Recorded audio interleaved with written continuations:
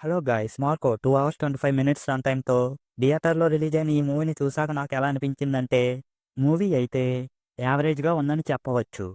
Movie story విషయానికి వస్తే, Marco సోదరుడిని ఒక గ్యాంగ్ హత్య చేయడంతో, మార్కో ప్రతీకారం కోసం ఇటలీ నుండి తిరిగి వస్తాడు. ఆ తరువాత మార్కో ఏం చేశాడు అన్నది మూవీ చూసే తెలుసుకోవాలి.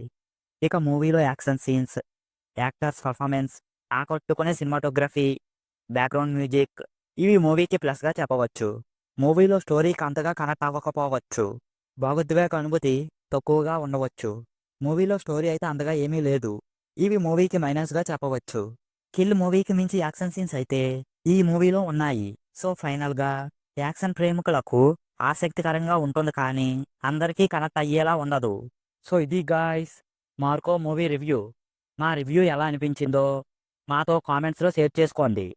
అలాగే మన ఛానల్లోని కంటెంట్ నచ్చితే మన ఛానల్ని సబ్స్క్రైబ్ చేసుకొని మాకు సపోర్ట్ చేస్తారని కోరుకుంటున్నాము.